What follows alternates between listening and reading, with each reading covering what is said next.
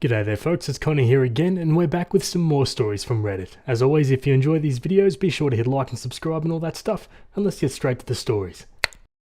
Alrighty guys, we're on relationship advice. This one was written by user Frustrated with Phone, and it's titled, I, 42 male, am getting frustrated with my wife's, 37 female, phone habits. My wife has always been a very chatty woman. She's pretty much on the phone all day with her sister-in-law, her friends, family members, etc. She hangs up with one and she either calls another one or another one calls her. This hasn't bothered me as I'm not home all day, but recently it started to interfere with the time we spend together. I come down to breakfast and she's on the phone. Literally the entire time I'm sitting there, she's gossiping on the phone with someone. That used to be our time to talk in the morning, but now she sits there and talks to other people. I brought this up to her and she simply said, "She works, that's the only time I have to speak to her." This is also extended to dinner time. I arrive home, she'll have this big dinner cooked, and just as we're sitting down to eat, her phone will ring. She'll tell me and the kids to go ahead and eat, pick it up, walk away from the dinner table, and start talking. In the past, if I got a work call during dinner, she would chastise me for it. "You can call them back. This is dinner time, they need to understand. You're with your family, you're not taking that call now." This weekend, we were supposed to go out for dinner on Sunday night. She got a call from one of her friends as we were getting ready to leave, which she just kept prolonging. I kept pointing to my watch and making the wrap it up sign with my hands, and she kept swatting the air at me, telling me to leave her alone. 2 hours passed when we were supposed to leave, and she finally got off the phone with Dana, at which point she said, "It's really late to go out now. I'm tired. Let's just do leftovers." When I kept slamming cabinets and huffing at her, she said, "Wow, you've got a hair across your ass today. What's your problem?" I responded, "My problem is we had plans and you blew them off to bullcrap on the frickin' phone for 2 hours. That's my problem. And then you say I have a hair across my ass? Don't even frickin' start with me tonight." She said that she hadn't talked to Dana all day and needed to catch up, and there wasn't any other time for her to do it. I told her it's unacceptable and we need to start blocking time off that both of us reserve for each other. She said that's stupid and we live together, we shouldn't have to do that. She agreed that we would have a do-over and go out for breakfast yesterday morning. We planned to leave the house at 9. 8:30, I was sitting down on the couch waiting for her. 9 rolls around and nothing. 9:15, still nothing. 9:30 comes and I went upstairs. I hear her laughing, and I walked in to find her not showered, sitting on the bed in her pajamas with the phone in her hand. "Hang up the phone," I said. "Let's go."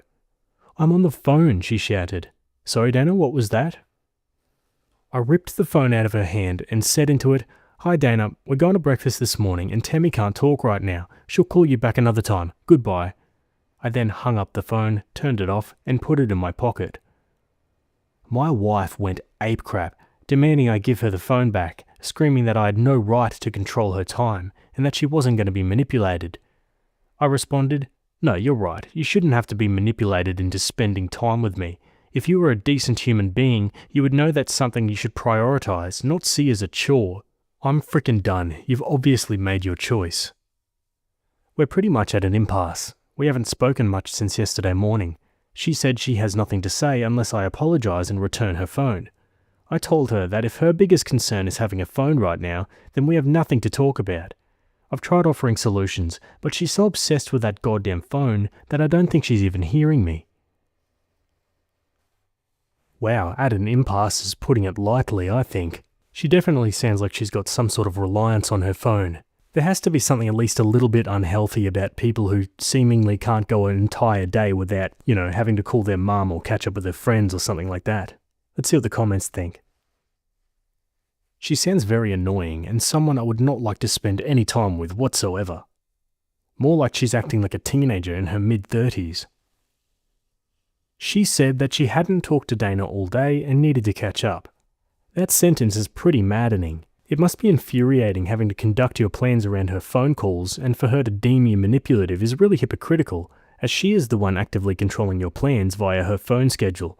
Calmly present your side, write a letter and have dates and times to show her how much this is hurting your marriage. She's probably in a continuous loop of talks on phone, gets told off for talking on phone, complains about telling off, talks on phone. Bro, this is my sister. That's my own sister, and I get infuriated. Ever since she got a phone, the frickin' thing is non-stop, and somehow barely holds a charge. Her fiancé has said the same crap you're saying. He's told me all that bullcrap.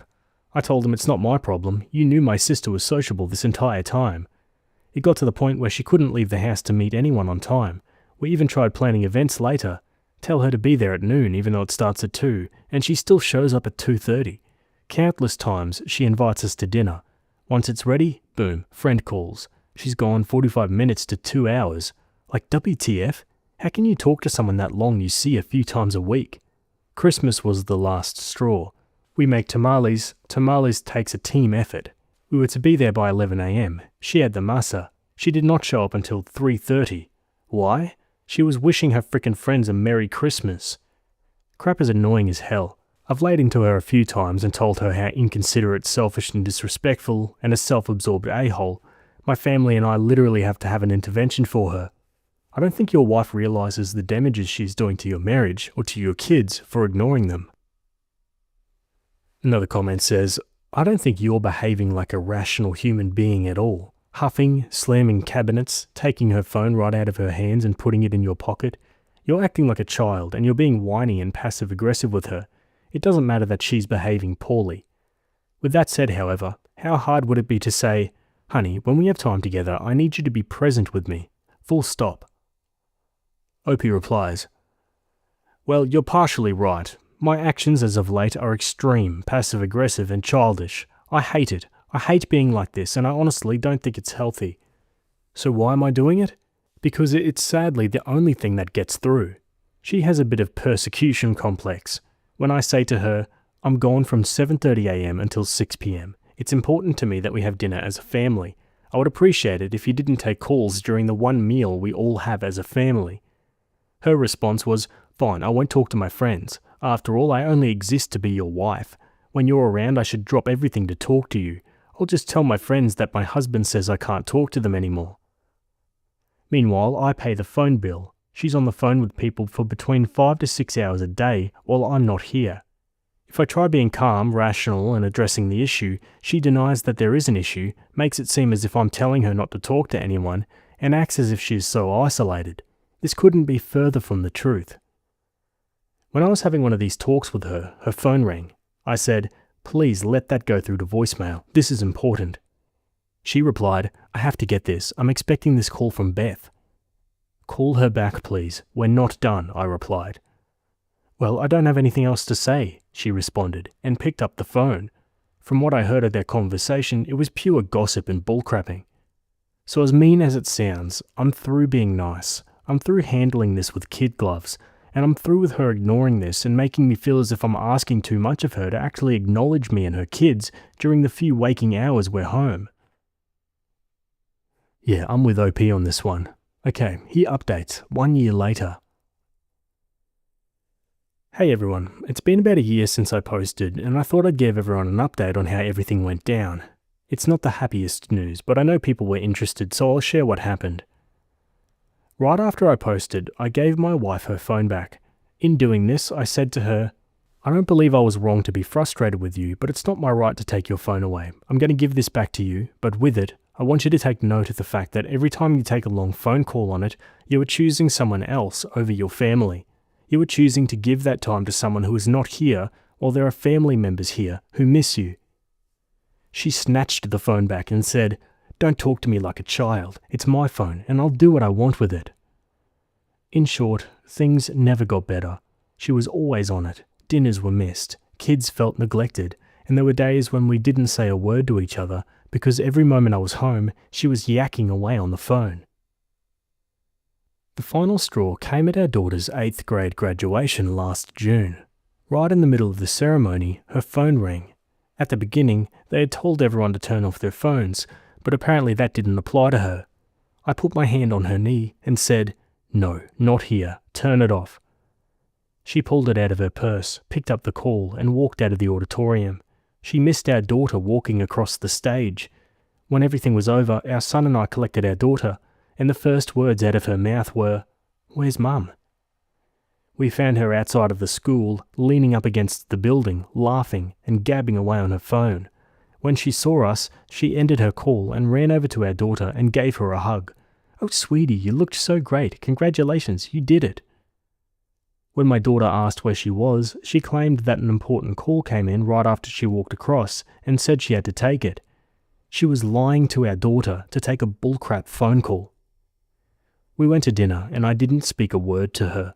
She picked up on this and asked me what was wrong when we got home.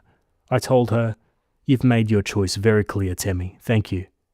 She asked me, "What the hell is that supposed to mean?" I said, "You've chosen the phone over your family. That's clear to everyone."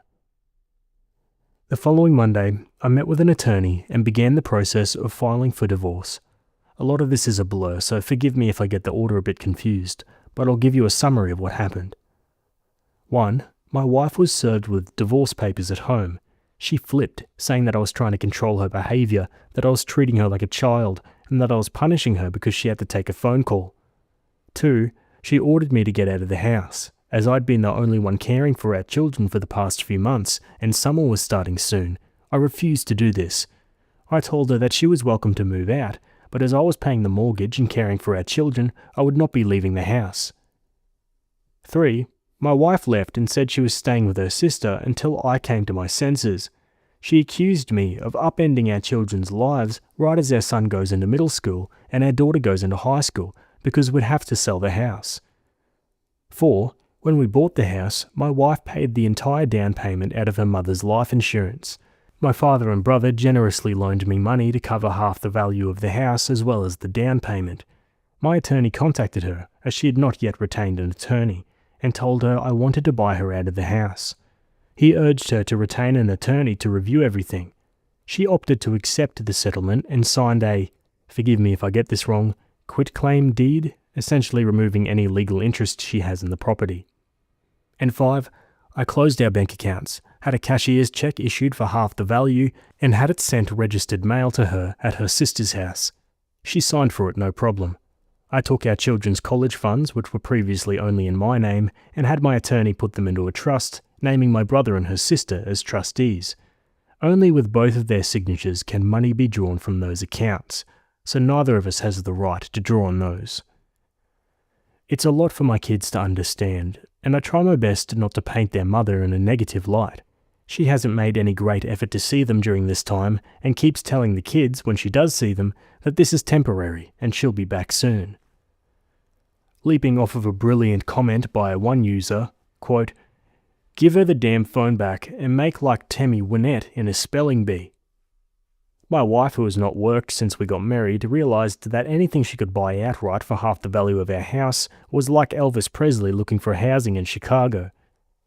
She's since retained an attorney and is attempting to get the quitclaim deed invalidated, claiming she's entitled to half the proceeds of the sale of the home as a marital asset. My attorney has told me that she has no chance of prevailing in this action, and that she signed in about 10 different places saying that she was waiving her right to outside representation and review, in spite of my attorney urging her to utilise an attorney of her own. The courts have been shut down since March, so nothing has moved ahead since then, but God willing this will be wrapped up by the end of the year. My soon-to-be ex-wife doesn't seem to grasp how serious this is, but at this point, I don't care. She made her choice, and I made mine. Working from home, I get to see my kids all day, and I've never been happier. One comment says, "I'm curious, what is it that was so important in those phone talks that she blew her own marriage over? Did you ever listen into her conversations? Was she an expert explaining how to stop a nuclear reactor from entering meltdown? Teaching a 15-year-old how to land a crippled 777 after both the pilot and co-pilot suffered food poisoning? A hostage negotiator?" Opie replies, "It was literally gossiping and talking with friends. She didn't see it as a problem. No matter how many times I nicely asked her to put the phone away, I was ignored. I went from asking nicely to asking firmly, to telling gently, to telling firmly, to demanding, and she didn't respond to any of it. Regardless of my feelings, she was going to take that call. It was one thing when it was ignoring me, but when I saw her lying to my daughter and choosing her addiction, because yes, that's what I'm calling it, over her, I had enough. She wasn't willing to seek help. She wasn't willing to admit she had a problem, so I was done." Another comment says, "She's either going to wonder why her kids never talk to her, or she won't even notice because she's on the phone so much." Opie mentioned she has not worked in a while. Wonder how she'll manage 6+ hours on the phone while working. And someone says, call center. That sounds like a match made in heaven for her. That would certainly scratch her itch. Anyway guys, that's it for that story. As always, give me your thoughts in the comments below. Maybe you got a similar story you'd like to share. Either way, we're going to move on to the next one. Okay, sticking with relationship advice, this one was written by a throwaway account, and it's titled, My boyfriend believes that we shouldn't be together because his female friend told him our zodiac signs are not compatible. This is slowly getting ridiculous. My boyfriend of 2 years has a female friend. They were close since middle school, so she's been in his life more than most of his other friends. I guess this is why he listens to her and her opinions on a lot of matters, including our own relationship, which I found out recently. What is happening is that every time we've had a fight, he was going to her to vent about our problems. I was okay with this for a long time, never really thought something would be wrong. They were friends for a long time. I trusted him and wasn't jealous of their friendship. But for a few months, I've noticed a sudden change in my boyfriend's behaviour after our fights. Instead of trying to resolve things like we always do, he would get passive-aggressive, ignore me for days, and throw around, maybe we should break up, quite often. I was really surprised because our fights aren't that serious. For example, ever since we moved in together, we have this agreement that I'm cooking our meals and he cleans everything after. For a week or so, he wouldn't, no matter how many times I've asked, because, as he said, Leos don't like to be pushed around. Yeah, every time we fight, he would just say stupid crap like this. So I confronted him yesterday and asked what has gotten into him. Apparently his female friend has gotten into astrology and decided that we are not compatible, because I'm a Cancer and he's a Leo. He then blamed our little fight on our signs' incompatibility and told me that she's pretty spot on with her descriptions of our relationship, and he started to believe that we're not a good match. This is so stupid I thought he was joking, but nope. Now I'm thinking if this is even something worth fighting for. I don't believe in astrology. I don't think it's an answer to all of the problems that we face, but he's certain that it is because his female friend told him so. I was thinking about meeting up with her, but I don't know if I should. Or maybe with both of them to see what the problem really is. Part of me doesn't want to throw away this relationship. Those were a good 2 years before he started acting like an idiot, but another part of me is bewildered by the amount of stupidity of my boyfriend and his friend. Hey, no matter what OP does now, whether she stays in the toxic relationship or breaks up with him, then the stars are inevitably right. They aren't compatible together, mainly because, like OP said, this guy's an idiot. Let's go to the comments. Do you really want to be with someone so gullible and weak-minded?